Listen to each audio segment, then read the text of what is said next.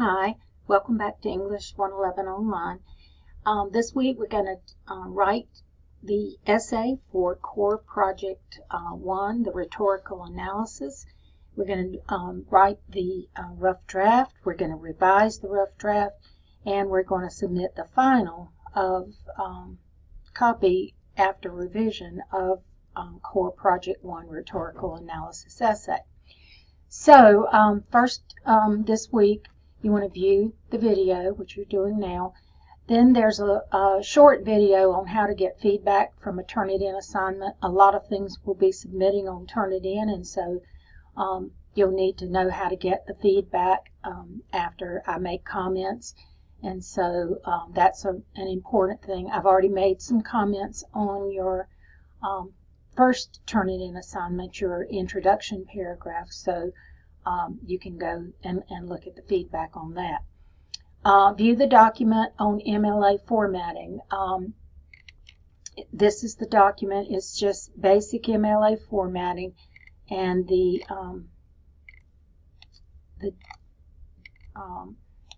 it tells you some things that you've already taken a look at, but basic 1-inch margins, Times New Roman, 12-point font, double line spacing.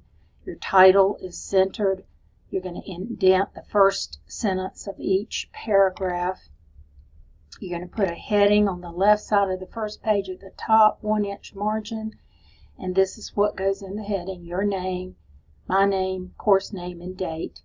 You're going to have a header on each page, but you're going to, instead of inserting a header, you're going to insert the page number.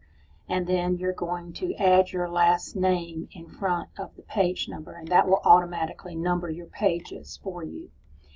After you finish typing, get to the concluding paragraph, you're going to insert a page break, and that will take you to another page for your Works Cited page. Works Cited is a title, so it is also centered, and then you'll put your entry for this assignment. Now, this assignment is only going to have one entry on the Works Cited page, because it's just going to be the article that you have read for your rhetorical analysis. I'm going to show you all of that in a document in just a bit. Those citations on the Works Cited page are in hanging indent, and so this is the instructions for how to do a hanging indent.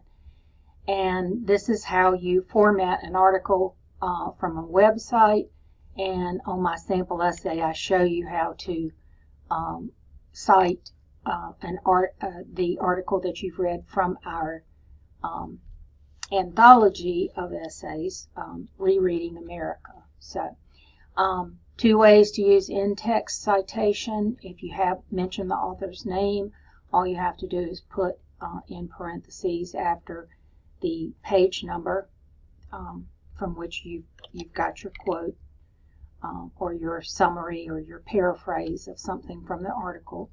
And then if you don't mention the author's name, then you would need the author's last name and the page number in your quotation marks.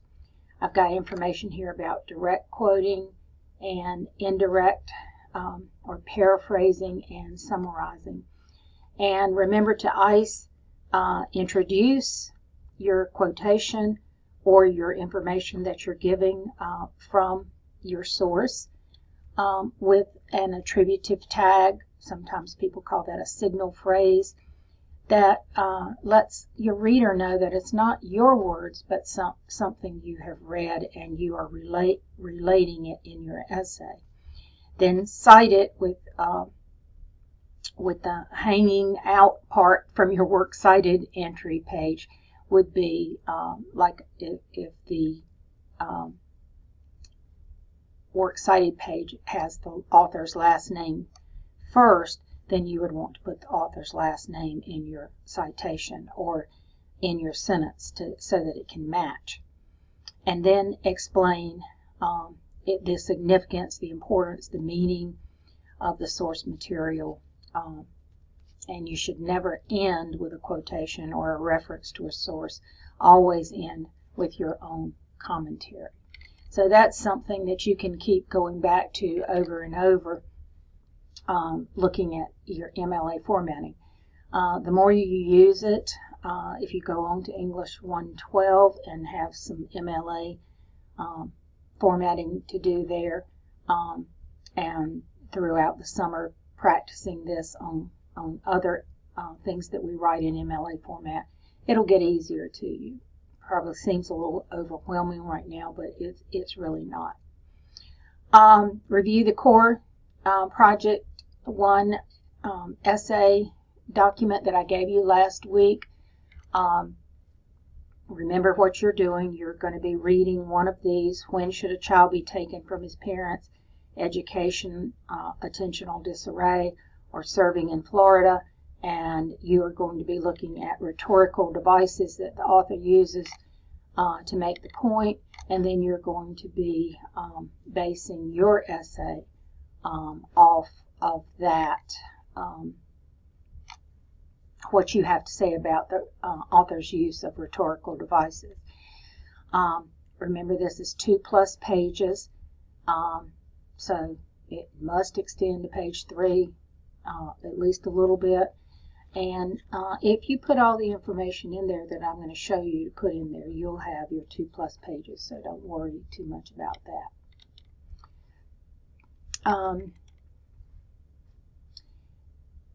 Then I have a document here on how to write a rhetorical analysis, and that takes you, if you read it, follow the directions, and as you're creating your rough draft, it will tell you exactly how to do it. This has to do with, I wrote a sample rhetorical analysis essay that you can look at, referring to an article from our Rereading America called How to Do Gender, and I have told you exactly how you need to set this up. So please read all of this and follow the instructions here. Don't skip over it and just start writing, because this will tell you exactly what you need to know, including the title. You don't want to use something for your title that refers to the assignment. In other words, don't call this Core Project 1. What you want to call it is something relating to what you are writing about. And you can see the title I used. It doesn't have to be that long and complicated, but something related to what you're writing about, not the assignment name. Here's what goes in your introduction. You always start with something to get the reader's attention. And I have shown some examples of some of those things, like a rhetorical question, an amazing fact, a quotation. Then you're going to give a little summary. Assume that your audience has not read what you've read, because most times when people pick up an essay and read them, they've not read what you have, and they don't have all the background that you have. So you have to tell them all about it in your essay. So a summary, according to the biographical information preceding their essay, Lisa Wade and Myra Marks Ferry demonstrate that gender roles are flexible. See, and what I have done here, I just copied this from my essay, sample essay that I'm going to give you. But the reason these brackets are here is because when in that quotation, they didn't give her first name, and I wanted to, so I added that. Anything you add or change, you put in brackets. Myra Marks, I added that, so you don't have to put brackets in on the author's names unless you're adding something or changing something. But Wade and Ferry demonstrate that gender roles are flexible, subject to culture, context, and even individual preference. And then you see these 3 dots here. This is called an ellipsis mark, and you use an ellipsis mark anytime that you leave something out of a quotation. I left out some information. And then I started this with they explain. I put the capital T in brackets because it was a lowercase t from the quotation, and I wanted it to start my sentence with a capital letter, so I changed it. I put it in brackets. And then when you get to the end, you don't put a period. The period goes after your citation. So this is what an in-text citation looks like. You have quotation marks, you have parentheses, and your page number. Now, I mentioned Wade and Ferry, so I don't have to put their names here. If I had not mentioned their names, I would have to put Wade and Ferry here, and then the page number. In paren, and then your period. So we call this quo pair punct. I will be referring to that in comments sometimes. Quo pair punct, quotation, parentheses with whatever needs to go inside of it, and then your end punctuation, quo pair punct. Introductory paragraph always ends with a thesis, and then your body paragraphs, you'll need 2 to 3. If you mention in your thesis 2 rhetorical devices, you'll have 2 body paragraphs. If you mention 3, you'll have 3 body paragraphs, and I leave that entirely up to you. And then I've given you an example of how to create that body paragraph. So the body paragraph should be about one particular rhetorical device and how it is used in the essay. Should begin with a topic sentence, explicitly states what the rhetorical device is and what using it accomplishes in the essay. You want to use a transition word at the beginning of the topic sentence to help guide your reader and remind him or her of the thesis statement. For example, one rhetorical device. That would be a good transition to let your reader know, okay, she's going to talk about this first rhetorical device that she mentioned. And then, so I took from my sample essay, one rhetorical device the authors use is anecdote. And then for the next body paragraph, I would start with another rhetorical device and name what that is. In my sample essay, I used historical fact. And then the topic sentence is always supported by textual evidence. The textual evidence is included in a quote sandwich, or you're going to ice it the way we talked about. So introduce with a signal phrase according to the essay states, the author said, or other such signal phrases that are used to give attribution to the source. And then it lets people know that this is not your words, this is what the authors said. Then you're going to give the evidence from the text. Quotation marks go around the word for word quoted material. Paraphrase text or indirect quotations do not use quotation marks, but you still have to cite them. You still have to give a reference to where you got that information from. And then again, your citation, where you have the quotation marks, if it's a direct quote, parentheses, and then your end punctuation period after that last parenthesis mark. Then the evidence needs your commentary. So you're not finishing up with the quotation itself. You've got to tell me how that rhetorical device and that example that you gave of the rhetorical device shows what the example of the rhetorical device, what does that accomplish? How does that make the author's point? How does that make you, why did the author use that particular example that you're pointing out? So you will need to give evidence for every rhetorical device that you present in the paragraph. Your conclusion, you want to restate your thesis to remind your reader what your point was.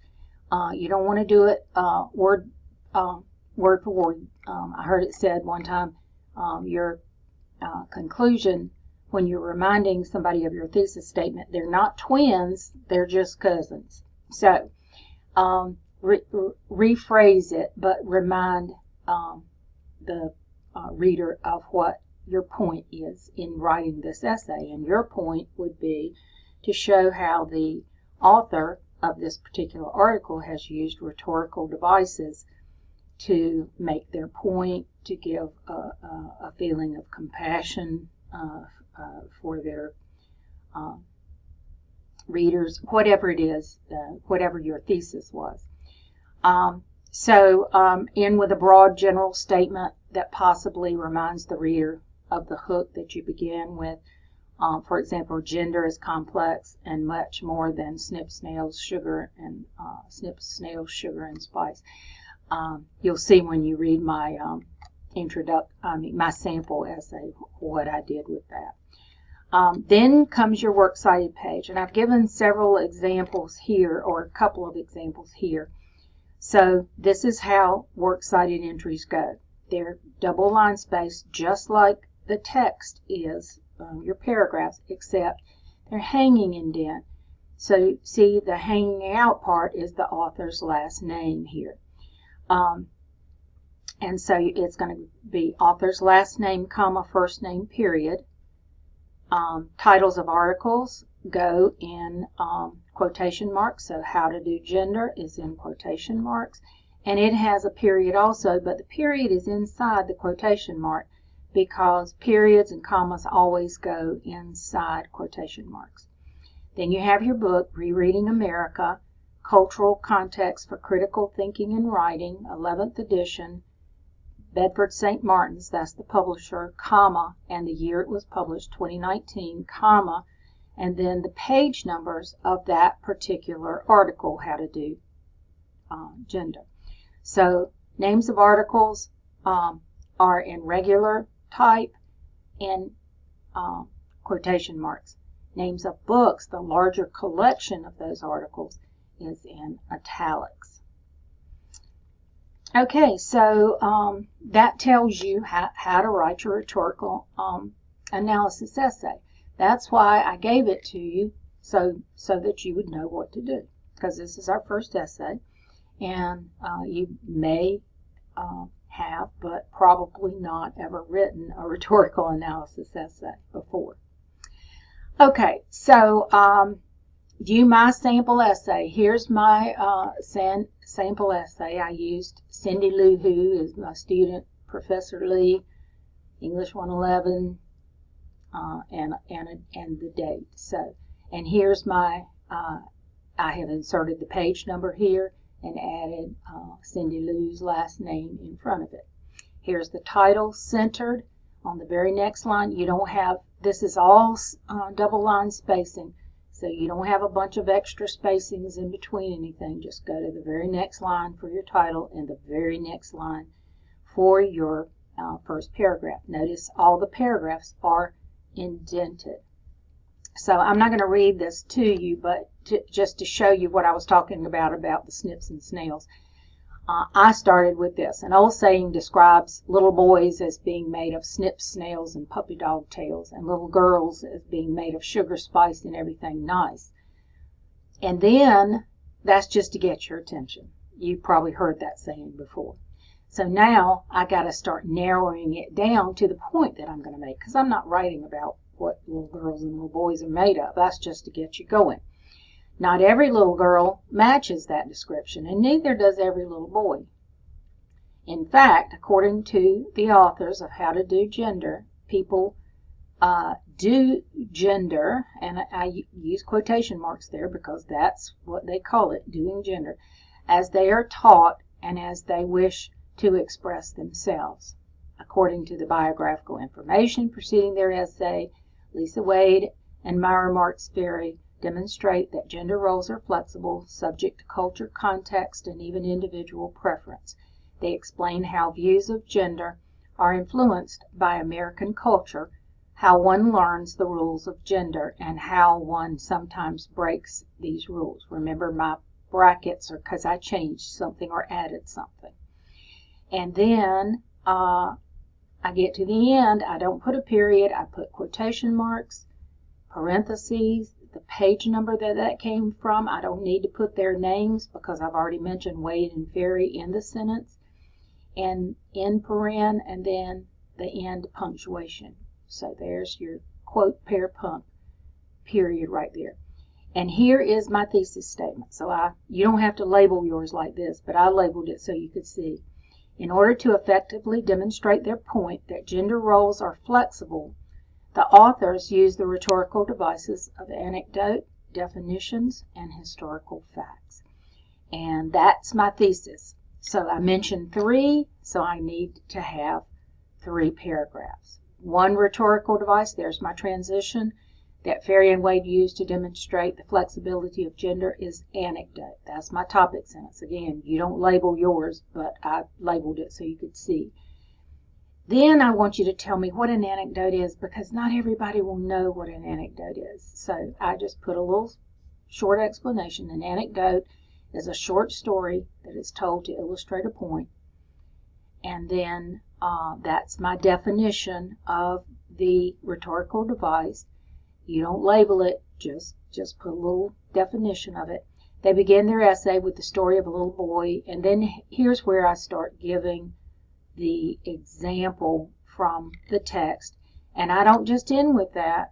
I give some commentary on it, so that you know how this all works. The rhetorical device of definition, which is the explanation of a term that will be used in the essay, serves to keep the reader's understanding of terms that are used throughout. And so, by using definitions, that's her second rhetorical device. And so I have put the definition in this one. I put the definition in with the regular topic sentence. You can do it in 2 sentences or in 1. And then a third equally effective rhetorical device, there's my transition, that the authors use is historical fact. And then there's that. And then notice quote, pair, punct, and then my commentary that follows it. It doesn't have to be a lot of commentary, but some. And then here's my my conclusion paragraph. And then here's you insert the page break when you get to the end of that, and it takes you to the next page, Who for, and then center the title, Works Cited, and even though it's just one thing, you still call it Works. And then you're going to put, with 2 authors, I think all of ours that are assigned for you to write about only have 1 author, so you don't have to worry about this, but if you have 2 authors, it's last name, comma, first and middle name, comma, and then the second author will be in regular order, first name, last name. But yours, if yours would just be last name, comma, first name. How to do gender in quotation marks. Rereading America, the name of the book, in italics, comma, 11th edition, comma, Bedford St. Martin's, comma, 2019, comma, page numbers for How to Do Gender. So when you do it, you'll have your author's last name, comma, first name, whatever the title of your article is in quotation marks, with the period inside the quotation mark there. Reading America, the name of the textbook, all of that is the name of the textbook. In italics, 11th edition, Bedford St. Martin, comma, 2019, comma, and you put your page numbers in there that relate to yours. So if you follow my how to write it, and you look at my how to, and you look at my sample, really you can't go wrong with. That'll tell you exactly what you need to put in there. The rhetorical devices that you put in your journal from the previous week is what you will use to write your essay, of course. Then you're going to write a rough draft, and after that, after you get your rough draft together, I want you to do this early enough in the week so that you have time to get some feedback, either from the English studio, if you can come to campus and go to the English studio to get somebody to look at it with you and give you some feedback there. You can do that, but I know a lot of you work during the day or can't come when the English studio is open. The English studio is open on Tuesday and Thursday only until 2 o'clock in the afternoon, and on Monday and Wednesday it's open until 8:30 at night. On Fridays it's open from 9 to 1. So if you can't come to the English studio, in fact, if you just physically can't come to campus, period, we can do the Smart Thinking submission. That is an online tutoring that is available free because to you because Nash Community College pays for that. So whenever you get your feedback from Smart Thinking, it usually takes them 24 to 48 hours. So that's why I say don't wait till Sunday to start doing this or you won't be able to complete the assignment. Use that feedback to improve your essay. And then there's another document here on rhetorical analysis essay outline, first revision. This is a revision for you to do. I have actually gone through and given you a little outline to follow. If you want to look at this before you, while you're writing your first draft, you can do that. Showing you even the shape of how an essay goes with your introduction, your hook, your title and author summary, and mentioning your rhetorical devices in your thesis statement, and your body paragraphs, a topic sentence, a definition of the rhetorical device, examples from the article that you read, and then your commentary on those examples. For your conclusion, opposite of the triangle here, summary of your rhetorical devices, and a general statement related to the topic as your conclusion. Okay, so this is something that can help you either in writing or in revising. Just go back and make sure you have all that stuff. Then once you get your essay perfect and you're ready to submit it before midnight on Sunday, June 16th, there's a this is where you would submit it right after getting feedback from the English studio or from Smart Thinking. Revising your rough draft, submit your final essay on this link. So you've already submitted something there, so you understand how that works. Here is where you the journal where you submit your Smart Thinking feedback or your English studio feedback. If you actually came to campus and got feedback, you'll have to write that up. You can copy and paste what you got from Smart Thinking. And then continue to work on your inquisitive assignments. I know there's a lot to do this week, but you already have prepped with having read something and done your journals. Now you're ready to follow my directions and get this completely ready to for me to grade it next week. So contact me if you need any further help, and I'll be glad to do so. And I really think if you just follow my documents here that you'll be able to do a great job with this. So that's all for this week, and I'll see you next time.